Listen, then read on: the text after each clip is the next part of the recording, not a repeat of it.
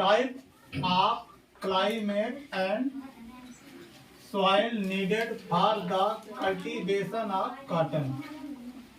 Hello friends, all study counter education channel पर आप लोगों का स्वागत है।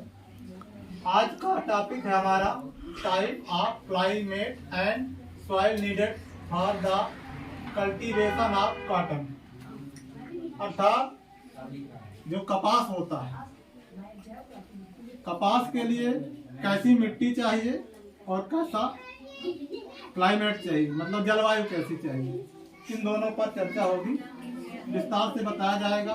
वीडियो को अंत तक देखिएगा।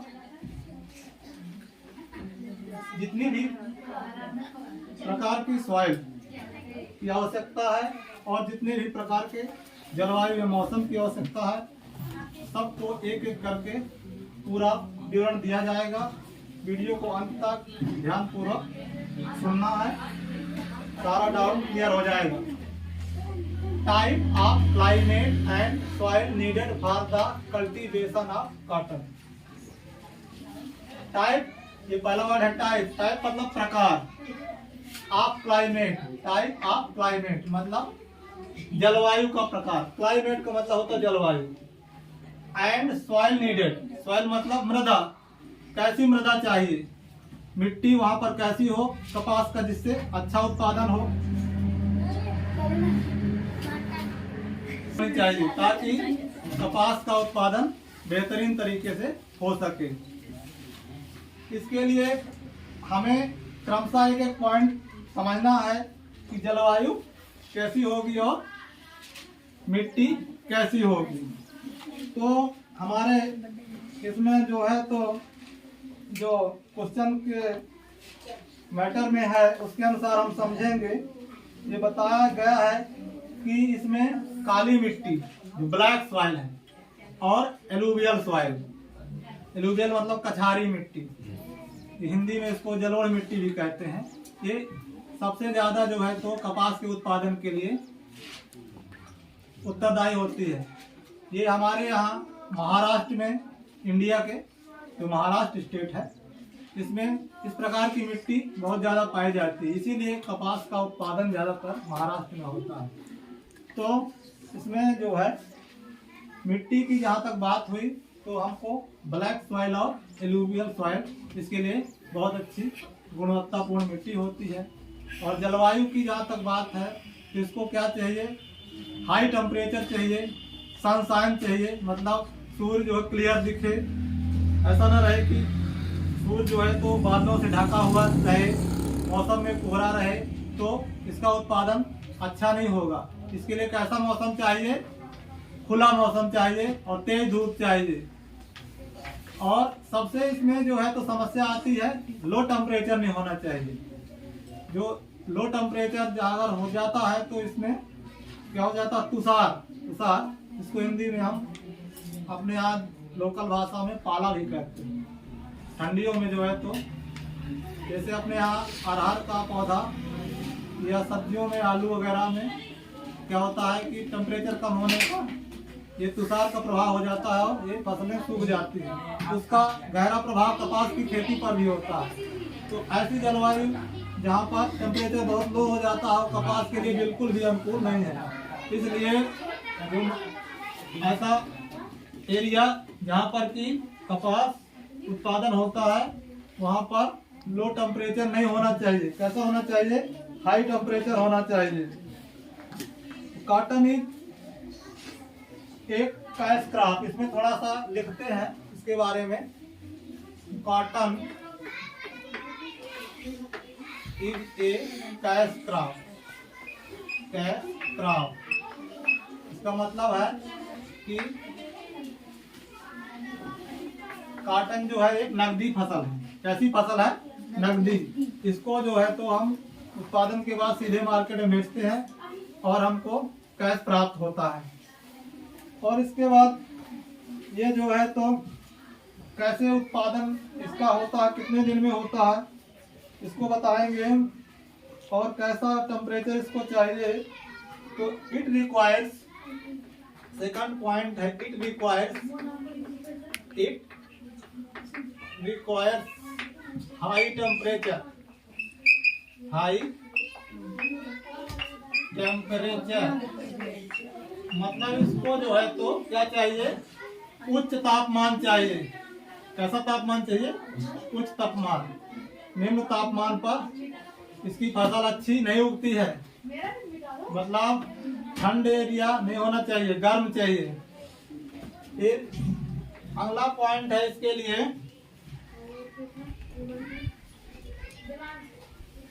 It require light rainfall. इसका मतलब है इसे हल्की वर्षा चाहिए। कैसी वर्षा चाहिए, हल्की वर्षा चाहिए। बहुत ज्यादा हैवी रेनफॉल नहीं होना चाहिए, नहीं तो इसका पौधा सड़ जाएगा। कैसी वर्षा चाहिए कॉटन के लिए, हल्की चाहिए। It requires light rainfall.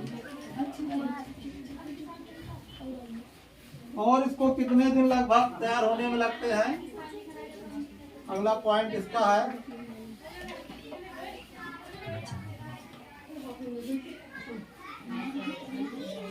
it needed 200 to 110 days or prepare मतलब इसको तैयार होने में लगभग 210 दिन का समय लगता है।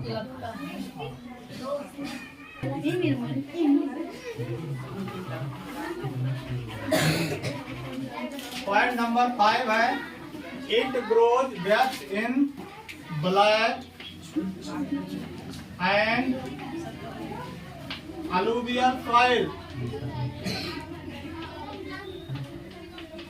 अलूवियल सॉइल इसका मतलब है जो कॉटन की फसल है वो काली मिट्टी और जलोढ़ मिट्टी में अच्छी होती है। जलोढ़ मिट्टी का मतलब होता है कथियारी मिट्टी, जैसे नदियों किनारे की जो मिट्टी है, जो नदियां बाढ़ के समय जमा कर देती हैं, उस मिट्टी में, और काली मिट्टी में। ये दो प्रकार की मिट्टी कपास के उत्पादन के लिए बहुत अच्छी होती है। इस प्रकार 5 पॉइंट हुए। जो हमारा टॉपिक चल रहा है type of climate and soil needed, तो सॉइल और क्लाइमेट को मिला करके हम पॉइंट लिख रहे हैं कि कैसी सॉइल और कैसा क्लाइमेट चाहिए। तो हमने क्लाइमेट के कुछ पॉइंट लिखे, जैसे टेम्परेचर है, और इसमें मिट्टी के भी लिखे, और वो लिखा कि कितने दिन में ये फसल तैयार होती है। और इसका जो फ्लावर है, अगला पॉइंट बताएंगे कैसा आता है।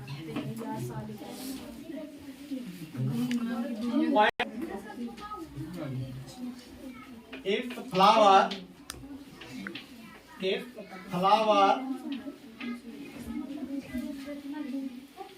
are white and yellow,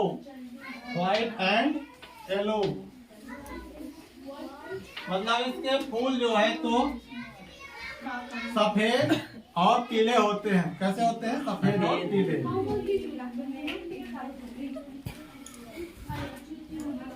इतनी जानकारी कलेक्ट हुई कॉटन के बारे में, ठीक है। ये जो है तो कैसी मिट्टी में होता है, ब्लैक एंड एलुवियल सॉइल। इसके फ्लावर जो है तो येलो और व्हाइट होते हैं। और इसको क्लाइमेट कैसा चाहिए, सनशाइन, तेज धूप वाला। और ये 210 दिन लेता है तैयार होने में लगभग। और ये कैश क्रॉप है, नकदी फसल है। और इसका एरिया जो है इंडिया में सबसे ज्यादा महाराष्ट्र में है, क्योंकि महाराष्ट्र में ऐसी क्लाइमेट और मिट्टी पाई जाती है। एमपी में भी महाराष्ट्र से सटा हुआ जो पश्चिमी भाग है, वहाँ कुछ जिलों में इसका उत्पादन होता है। और इसमें हम अगली बात मेंशन कर, इसमें कंट्री COUNTRY कंट्री और बेस्ट प्रोडक्शन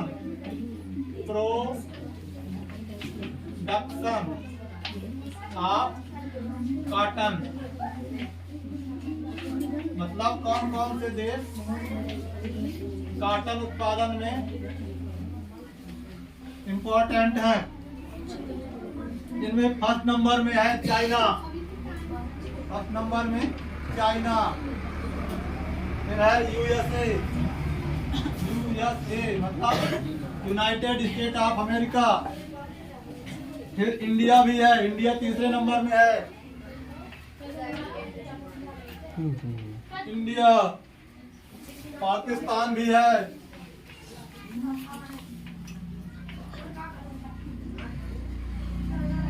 ब्राजील भी है,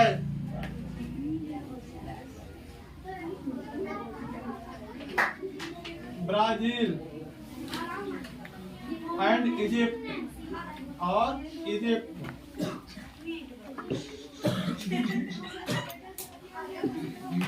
इजिप्ट, ब्राजील एंड इजिप्ट ये जो है तो कंट्री है जहां पर कपास का उत्पादन बहुत अच्छा होता है। कॉटन जो है तो इंडस्ट्रियल यूज की फसल है।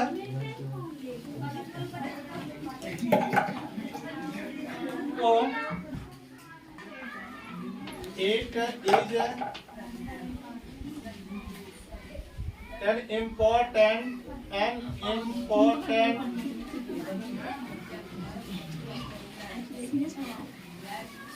raw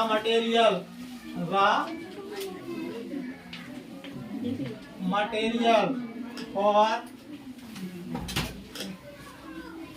textile, cotton textile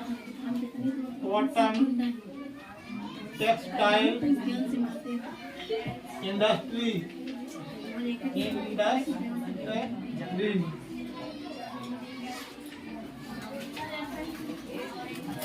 इसका मतलब हुआ कि ये कॉटन जो है तो कपड़ा उद्योग में बहुत बड़ी भूमिका निभाता है, क्योंकि कपड़े कॉटन से ही ज़्यादातर बनते हैं। कुछ कंडीशन है कि आजकल मानव ने आर्टिफिशियल फाइबर खोज लिए हैं, नहीं तो पहले तो पूरा का पूरा वस्त्र निर्माण कॉटन से ही होता था। इसलिए कहा जाता है कि टेक्सटाइल इंडस्ट्री में इसका बहुत बड़ा रोल है। इस प्रकार इस वीडियो में हमने कपास का उत्पादन, कपास का एरिया, कपास के लिए कैसी मिट्टी चाहिए, कपास के लिए कैसी जलवायु चाहिए, कॉटन के बारे में पूरा सब कुछ अध्ययन किया। और इस वीडियो को आप बार बार देखिए, जहाँ कुछ डाउट है बार बार देखने पर क्लियर हो जाएगा। मिलेंगे फिर अगली वीडियो के साथ।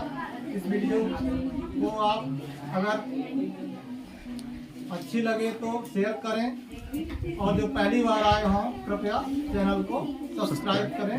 धन्यवाद।